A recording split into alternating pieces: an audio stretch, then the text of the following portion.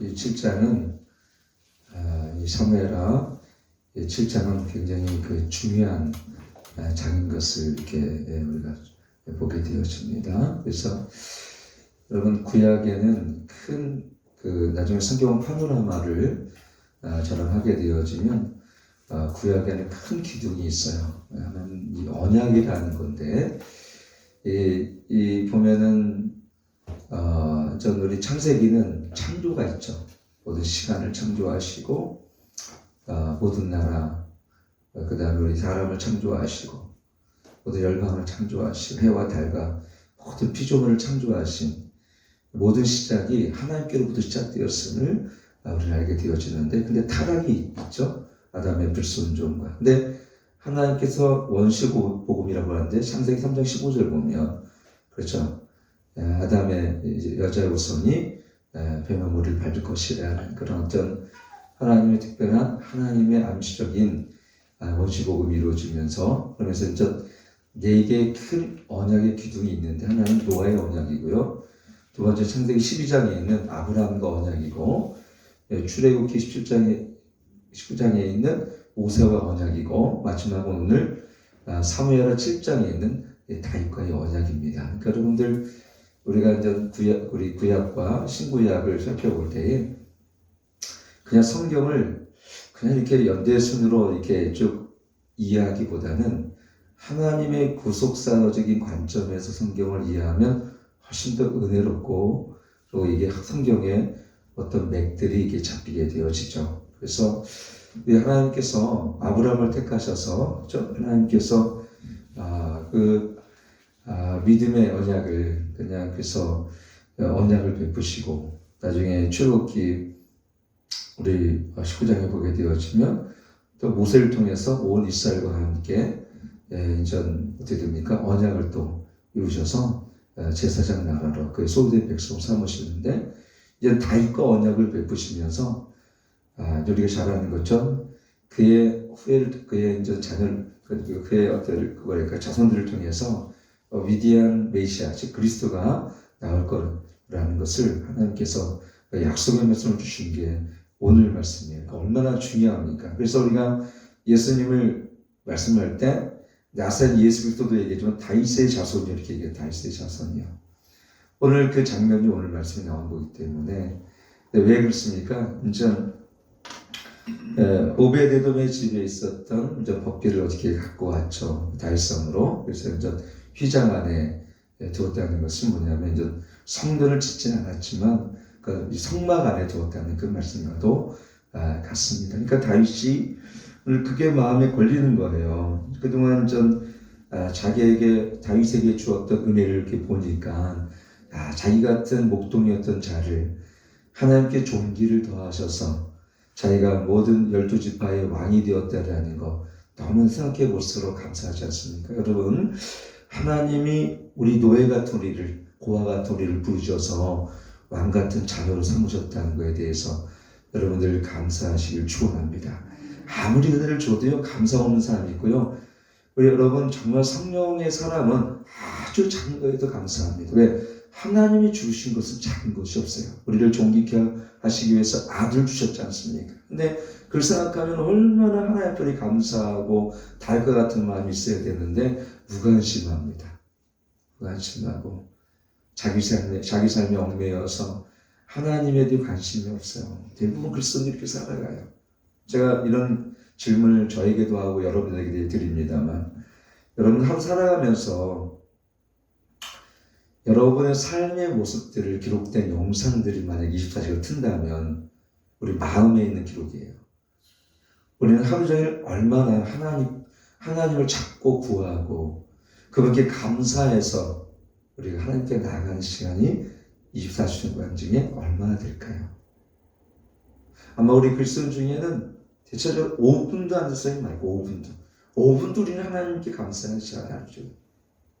저도 여기 나와 있는 새벽 기도하는 분들은 저도 1시간, 2시간, 우리 3시간씩 기도하는데, 기도하면 여러분 기도 가운데 감사하고, 그리고 오늘 이 다윗의 모습처럼 내가 여호와께 무엇으로 보답할까, 이런 마음이 아마 있는 줄 압니다. 여러분, 이 다윗은 그 승리를 주어진 것들을 사울처럼 그냥 흘려보내지 아니하고, 다른 사람 같으면은 왕이 되었을 때 왕권을 강화시키고, 그렇죠? 우리 경고하기 위해서 어떤 군사력을 더 강화시킨다거나, 아니면 행정력을 강화시킨다거나, 아니면 자기의 뭐랄까요, 이 주변 사람들을 더 견고히 세우거나, 막 이런 왕권을 강화하는 것에 모든 초점을 맞추었다면, 오늘 다윗은요, 왕이신 하나님께 초점을 맞췄어요. 자기는 그냥 주님 앞에 왕이지만 나같이 비천한 자를 세우셨다는 그 감사가 다윗 안에 있었다는 것은 얼마나 다윗이 하나님 앞에 겸손하지 않다는 것을 얘기해 보게 되어집니다. 여러분, 우리가 여기 있는 것은 하나님의 은혜예요. 그래서 다윗은, 바울은 뭐라고 했어요? 은혜 위에 은혜로다, 이렇게 자기를 고백하게 되어집니다.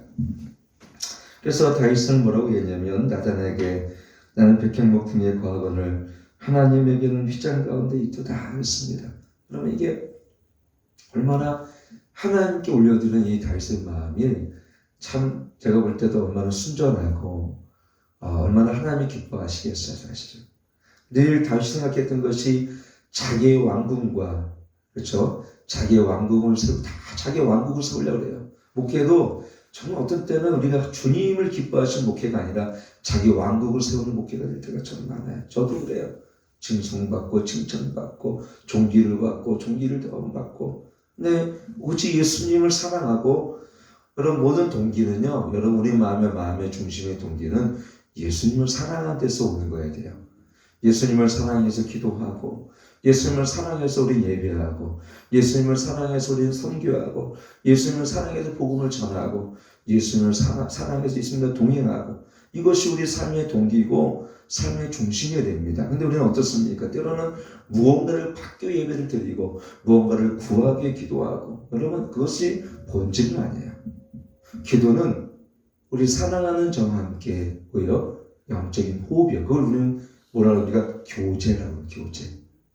그 다음에 두 번째는 간구하는 기도가 나와야 되는데, 우리는 다 간구만 하지 주님과 교제하고. 우리 여러분들 기도한 다음에 주님 저에게 말씀해 주시옵소서라고 올려드릴 시간이 있나요? 대부분 다 우리가 구할 목록을 올려드리고 나는 갈게요 주님 하고 간다면, 그것은 여러분 시집간 딸이 부모 집에 와가지고 자기 할 얘기만 다, 나 이것도 필요하고 저것도 필요하고 필요합니다 라고 부모님 말씀 하나도 안 듣고 가는 것 똑같은 거예요. 부모님과 아무런 교제가 없고 교통하는 것 똑같은 거예요. 우리가 그렇게 삶을 살고 있어요. 주님을 존귀하게 여기거나 주님을 존중하거나 우리 마음에 하나님을 진심을 다 경외하는 마음이 현대 교인들에게는 참 없어요. 왜? 첫째 바빠요. 우리가 다 성공, 그 다음에 성장, 자기 비전, 이 성취를 따라가지 주님을 따르지 않아요. 이게 오늘날 현대 교회 가장 큰 이 분주함, 이게 가장 큰 치명적인 마귀의 나이가 주인 적이에요. 사실 우리 부유하거든요. 원래 저는 집을 가져본 적은 없어요. 한 번 땅이네. 땅을 사본 적도 없고. 근데도 오늘 우리 일용한 양식으로 충분해요. 제가 보니까. 오늘 저같이 이 작은 교회에 진짜 사실은 사례를 받고도 부족함이 없이. 근데 우리가 보면 집이 있는데도 또 먹고 살만한데도 보면 어떻게 됩니까? 그 성공에 모든 관심이 있어요. 물질에 모든 관심이 있다 보니까 상대적으로 하나님에 대한 존중, 하나님에 대한 사랑, 하나님께 영광을 돌리고 그 나라를 구하는 시간들은 너무 부족함에도 불구하고, 근데도 자기는 이 부족하게 재정을 갖고 있다라고 마귀가 그런 착각을 줍니다. 여러분, 집이 있으면 부자가 되고 볼 때는 진짜 그렇습니다. 예. 또 집이 많은 사람은 또 이 설교 듣고 또 마음이 부담스러울지 모르겠는데, 하나님이 여러분에게 이 땅에서 부유케 하신 것도 축복입니다. 사실은. 그러나 그게 전부는 아니라도, 그러나 여러분 그것을 하나님께서 또 나누라고 주신 것도 있겠죠. 그죠? 향유하라고 준 게 아니라 어떤 때로는 나누는 것이 기쁨입니다. 사실은. 이게 우리 크리스천들은. 저는 그래서 이 다윗이 시편 132편 보니까 이렇게, 여러분 한번 읽어볼까요? 시편 132편 2절에 보면 이 자신은 그 백향복의 궁전에 살면서 다윗의 성에 살면서 이 법궤가 그 휘장 가운데 있었던 것을 너무 마음 아프게 생각했던 아마 다윗의 마음을 이렇게 기록하고 있습니다. 132편 2절 같이 한번 읽겠습니다. 시작. 저가 여호와께 맹세하며 야곱의 전능자에게 선하기를 내가 실로 나의 관은 장막에 들어가지 아니하며 내 침상에 오르지 아니하며 내 눈으로 잠들게 아니하며 내 눈꺼풀로 졸게 아니하기를 여호와의 조석은 야곱의 전능자의 여러분 다윗은 그 하나님의 법궤가 자기는 백향복과 그 다윗 성에 자면서 다윗 법궤가 거기 성막에 있는 걸 휘장 가운데 있는 걸 보고 마음이 괴롭고 자기는 군전에 있는 것에 대한 어때요? 마음의 깊은 찔림을 받게 되었습니다. 저는 어저께 손전모 목사님이 예전에 부산 세계복교회에 있는 그분이 예자를 만드셔서 우리 한국교회가 예배가 폐쇄되는 것에 대해서 안타까운 마음으로 그 일을 앞장서시는 걸 보면서 지금 기자회견을 어저께 하는 걸 제가 이렇게 예배 저녁 집회 끝나고 잠깐 봤습니다. 그때 그렇게 얘기하더라고요. 우리나라의 이 대표되는 이 교단의 이제 총회죠. 한기총이나 아니면 한기총이 있고 한교총이 있습니다. 그리고 한교협이고 여러 단체가 있고 그 중에서 가장 큰 단체가 한교총입니다. 아마 소감선 목사님을 향해서 자기의 서운한 마음을 이렇게 토로하죠. 소감선 목사님이 아마 페이스북에 글을 올린 것 같습니다. 그동안 우리나라 사람들은 정부의 이 방역 정책에 사실은 전적으로 수용하며 한국교회는 솔직히 10%만 모이면 10%만 모이고 20명만 모이면 20명 모였습니다. 사실은. 근데 그것을 1년간 동안 따랐는데 우리가 아는 것처럼 우리가 거리에 나가면 진짜요. 제가 깜짝 놀라는 것은 제가 이렇게 이래저래 잘 다녀보면 식당은 10,000원입니다. 어저께 식당을 갔는데요. 식당 마스크 쓰고 음식 먹는 거 아니잖아요. 그럼 코로나가 야, 너 밥 먹을 때 이거 내가 잠깐 기다려줄게. 바를 때 뭐 이럽니까? 인공지능형 코로나입니까? 제가 가면 진짜 사람이 많아가지고 못 들어갈 정도로 많아요. 근데 식당 확진자라는 말 나는 못 들어봤을 거예요. 근데 교회는 여전히 여러분 5,000명 되는 5,000좌석도 99명, 10,000명 되는 좌석도 99명 모여야 됩니다. 여러분 이게 공정하고 공평하다고 생각합니까? 이재화 소감선 목사님은 한탄하는 글을 아마 페이스북에 올리니까 이렇게 발표합니다. 여러분 한국교회가 66,000교회가 있는 것 같아요. 2015년도 이렇게 인구조사하고 각 종교를 이렇게 보니까 정확히 970만 명 정도가 기독교인이었습니다. 지금 다시 한번 조사해 보니까 10,000개의 교회가 없어졌어요. 정확히 11,000개 교회인가가 1년 반 동안 사라졌대요. 그럼 그번에 통계적으로 발표한 120만 명 정도의 교인이 어디 있습니까? 라는 이 시각의 물음이에요. 거기에 대한 이 당시 영적 지도자들의 책임은 어떻게 질 거냐라는 것입니다. 이제 그것은 소강선 목사님 한 분이 지할 책임이 아니라 우리 한국교회에 있는 모든 그만큼 우리는 안정되어지고 눈물 없이 살아가는 우리의 모습 속에서 여러분 한국교회가 문을 닫는 과정 속에 저 역시도 그래요. 얼마나 가슴 아파하고 이 다윗처럼 하나님의 법궤가 휘장 가운데 있다 그래서 그렇게 마음을 졸이고 그렇게 마음 아파 했던 것처럼 얼마나 한국교회 다른 교회들이 힘들고 어려울 때 우리 열린교회는 얼마나 마음이 아파했을까. 저는 사실은 참 부끄럽더라고요. 물론 우리 교회도 쉽지 않은 그 세월을 우리도 1년 반 동안 지나왔잖아요. 그러나 다른 교회의 어려움을 참 돌아보지 않은 그런 마음을 제가 어떻게 가졌어요. 다른 교회들을 더 어려운 교회를 정말 돌아봐야겠구나 생각을 갖게 되었습니다. 한국교회가 그렇게 무너지고 많은 우리 다음 세대가 하나님께 멀어지며 주일학교가 붕괴되면서 여러분 얼마나 가슴을 치고 얼마나 우리가 눈물을 흘려야 할 때 얼마나 눈물을 흘렸습니까? 그걸 보면 우리는 다른 사람에게 돌을 던질 수가 없는 거예요. 저도 그래요. 사실은 저는 부끄럽더라고요. 만개교회가 정말 문을 닫았다라면 여러분 그거는 참으로 그 문을 닫는 그런 목회자들, 문을 닫는 그런 거기에 성도들, 제가 봐도 주변에 보니까 20명 몇동 교회가 5명밖에 보이지 않고 또는 3명밖에 보이지 않고, 그래서 이렇게 손영 목사님 말씀하시더라고요. 이제는 아마 이 보니까 질병본부인지 정부에서 아마 불시에 몇만 명이 몇천 명인지 교회의 실태를 조사했대요. 건물까지 되면 행정검증을 나갔어요.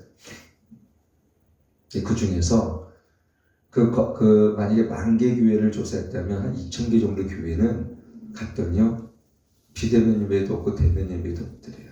조사 나갔는데.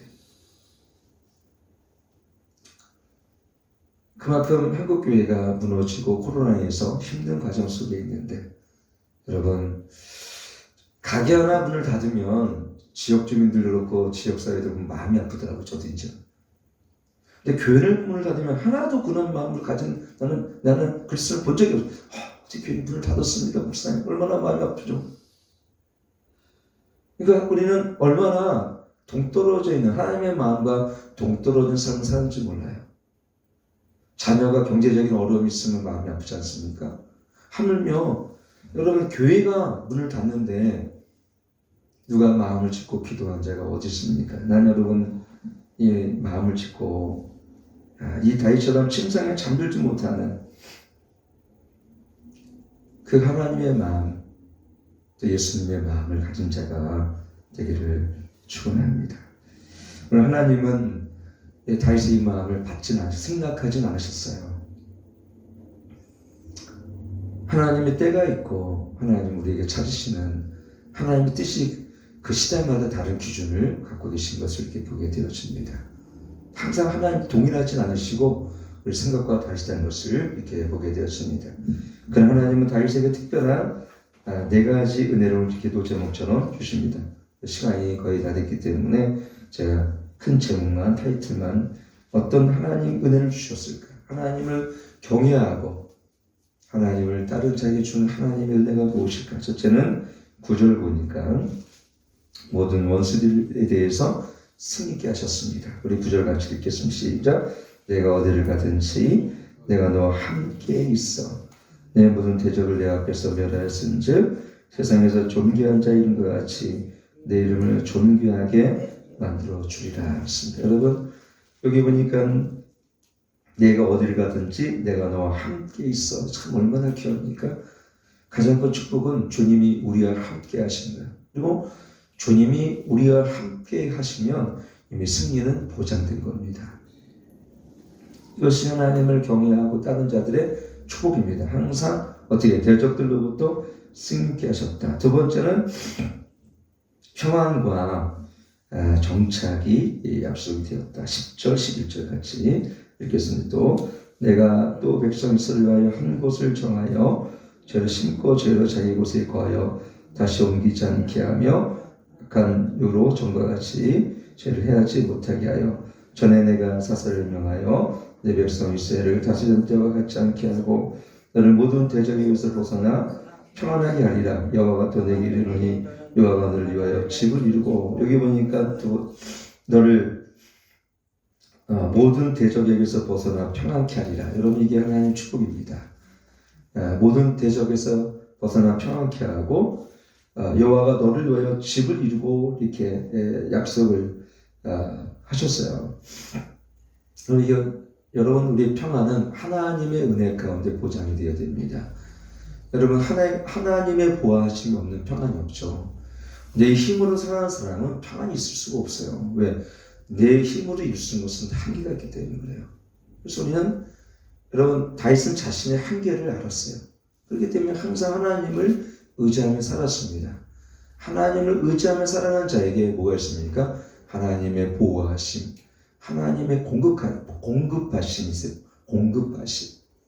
하나님의 언약 아래 있는 자에게 축복이 뭔지 아십니까? 그 안전함과 보호하심 그리고 공급하심. 근데 우리가 어떻게 살아갑니까? 우리는 하나님을 의지하지 않아요.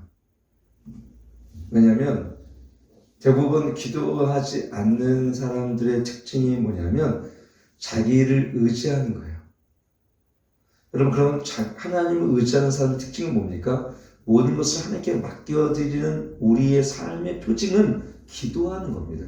딴 게 없어요. 하나님의 인도하심을 구하고 하나님의 공급하심을 구하며 하나님의 보호하심을 구하는 거야말로 하나님을 의지하는 삶이고 그것이 우리의 기도로 우리가 이어지는 거죠. 근데 하루에 기도를 밥 먹는 시간 어떤 때는 이외에는 기도하지 않는 분들이 대부분 거기에 속해 있어요. 많은 사람들이. 우리 이것을 시청하시고 가정에서 함께 예배하는 분들은 그런 분이 없겠지만 제가 만나는 사람마다 여러분 묻진 않아요. 왜냐하면 불편하니까. 근데 기도하지 않는 사람을 선택하는 것은 충분히 추측이 돼요. 왜? 그 삶을 보면 이미 무너져 있다는 걸 제가 알기 때문에 그래요. 영적으로 보면 그렇게 해요. 근데도 그런 문제가 다가오고 그런 많은 어려움이 온데도 불구하고 신기한 거는 기도하지 않아요. 이미 자기 방법에 익숙해져 있어요. 여러분 그런 분들은요. 자기 힘으로 살아갈 때 언젠가 도저히 납득하기 어렵고 도저히 인간의 힘으로 어떻게 할 수 없을 때 지금 제가 어저께 두 군데 신방을 했는데 하나는 우리 신덕주 성도님 병원을 갔어요. 물론 병원을 못 들어가죠.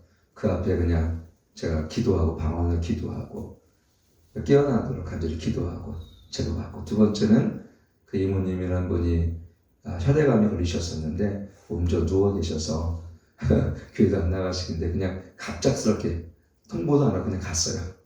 그렇게 기도해드리고 그냥 왔습니다. 그래서 무슨 생각을 했냐면 사람들은 믿지 않는 사람은 특히 그렇더라고요.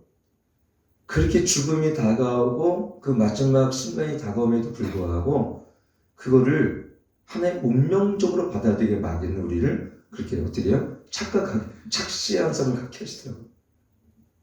근데 믿음을 갖게 되어지면 조금만 우리를 보게 되어지면 빛이신 우리 예수 그리스도가 그분의 우리 치료자시고 그분의 우리 구원자이심을 그분을 붙들고 하면 이 영생을 얻는 게 어려운 게 아니잖아요. 정말 교회 없을 정도로 몸이 아프면 집에서 기도하고 예수님을 영접하고 그렇잖아요? 그럼 되는데 그것조차 그 쉬운 거 너무 쉬우니까 너무 대가 지불이 없고 너무 은혜가 그를 내가 돈을 지불하지 않아도 되니까 사람들이 이건 별로 이게 정말 자기 영생을 얻을 만한 큰 구원의 능력으로 생각하지 않는 것 같아요. 제가 그런 생각이 없어요. 만약에 여러분의 구원을 얻기 위해서 여러분 한 사람당 계좌에 1억씩을 송금해야 됩니다라고 하면 더 많이 올 거래요, 부자들이. 여러분이 십자가 복음을 얻기 위해서 최소한 1억씩을 한 계좌당 송금해야 됩니다. 그러면요 100억도 송금할 거예요. 근데 공짜로 은혜로 준다니까 사람들이 믿어지지 않는 거예요. 이렇게 귀한 영생을 어떻게 공짜로 주냐. 그래서 물론 주님은 우리의 모든 걸 은혜로 주셨어요. 은혜로 인해서 우리 구원을 얻었습니다. 우리는 그에 갚을 길 없는 은혜 가운데 있지만 정말 주님에 대한 감사가 없을 뿐이죠. 세 번째 뭐냐면 이 다윗의 가문의 축복이 계승될 것이다라는 것인데 이제 12절 13절 한번 이렇게 보게 되어지면 그렇게 되어 있습니다. 이렇게 시작. 내 수완이 차서 내 조상들과 함께 잘 때에 내가 내 몸에 날 자식들 내 뒤에 세워 그날을 경고케 하리라. 저는 내 이름의 미식을 건축할 것이요 나는 그날 아비를 영원히 경고케 하리라. 이게 보니까 영원히 경고케 하리라. 이 다윗의 이제 이 왕권을 영원히 경고. 그래서 여러분 보면요 열왕기하고 역대기를 보면 역대기를 특히 보면 다윗의 언약을 중심으로 한 그래서 다윗의 성전을 중심으로 한 이 기록이 된 게 역대기고요. 그 다음에 제사장을 중심으로 선지자를 중심으로 기록한 게 열왕기인데 역사적 기록은 그냥 단순 그래서 아합이라든가 뭐 그냥 이런 왕들이 주로 많이 나오는데 근데 역대기는 다윗의 왕들을 중심으로 기록합니다. 왜냐하면 하나님의 언약을 중심으로 기록한 책이기 때문에 같은 역사지만 달라요. 열왕기하고 역대기가. 그래서 역사는 겹쳐지는데 역대기는 다윗의 언약을 중심으로 해 그 왕과 그 후손들을 중심으로 기록된 거예요. 이게 보시면. 그래서 이 언약의 말씀이 이루어지죠. 마지막은 뭐냐면 너의 자손을 통해서 어떻게 해요? 메시아가 나올 것, 즉 그리스도가 나올 거라는 말씀이 있습니다. 우리 15절 16절 같이 읽겠습니다. 시작. 내가 내 앞에서 빼앗은 사울에게 내 은총을 뺏은 것 같이 그에게는 빼앗지 아니하리라. 내 집과 내 나라가 내 앞에서 영원히 보존되고 내 위가 영원히 견고하리라 하셨으랴. 그럼 내 위가 영원히 견고하리라. 자, 그러면 누가복음 나중에 이거 읽고 마치자. 누가복음 1장 32절 한번 펴세요. 예. 32절, 34절. 그게 어떻게 됩니까? 정확하게 천년 후에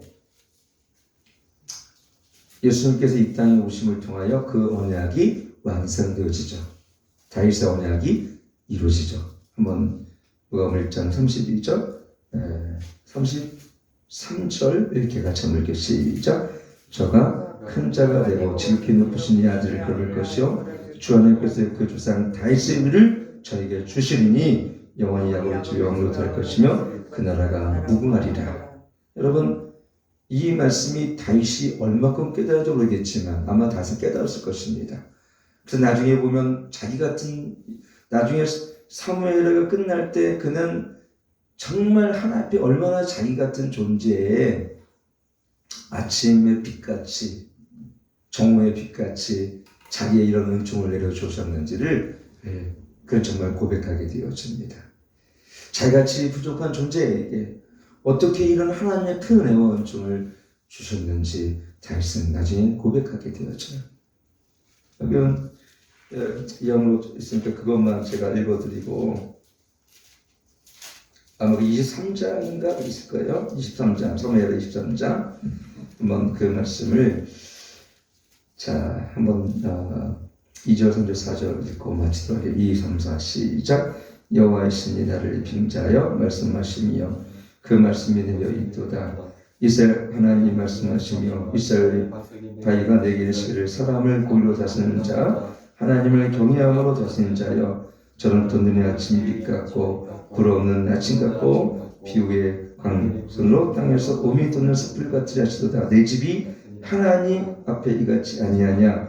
하나님이 나로도 영원한 언약을 세우사 만세에 구비하고 경고케 하셨으니 나의 모든 구원과 나의 모든 소원을 어찌 이루지 아니하시랴. 이게 다윗이 마지막 죽기 전에 하나님께 감사했던 기도 제목. 그 영원한 하나님의 나라가 그 안에 세워졌다는, 자기같이 비천하고 부족한 자에게 어떻게 했습니까? 아침의 빛과 구름 없는 아침같이 이렇게 자기를 하나님의 은혜가 임했다는 것을 고백하는 것입니다. 얼마나 큰 은혜입니까? 그렇죠? 얼마나 큰 사랑입니까? 여러분, 우리도 마찬가지에 비천하고 영원한 멸망과 영원한 사망에 끌려간 우리를 하나님은 그 아들 예수님을 통해서 구원하셔서 왕같은 제사장을 삼으셨어요. 그러니 우리가 이 땅에 아무것도 없는 아들 감사할 참을 수가 없습니까? 어떻게 감사할 수밖에 없는 거죠. 모든 재산을 코로나로 다 잃어버린 아들 우리는 감사뿐이죠. 은혜뿐입니다. 왜요? 우리는 그 영생과 영원한 그 나라를 다윗에게 주었던 것만큼이나 위대한 하나님의 영적인 축복과 복락을 주셨는데, 우리는 더 큰 복락, 구약보다 더 큰 복이 뭡니까? 하나님을 아버지라 부르며 하나님의 자녀되는 놀라운 축복과 권세를 우리가 누리며 현재 살고 있기 때문에 그래요. 근데 어찌 우리가 실망하고 어찌 실족하며 코로나 때문에 우리가 좌절하고 낭망하며 살아갑니까? 기뻐하며 감사하며 우리 하나님 앞에 이 영광을 돌리며 살아가야 되지 않겠습니까? 그렇죠? 어찌 다른 것에 신경 쓸 게 있습니까? 하나님께 영광 돌리며 오직 하나님을 기쁘시게 하며 하나님의 소를 이루며 이렇게 살아가야죠.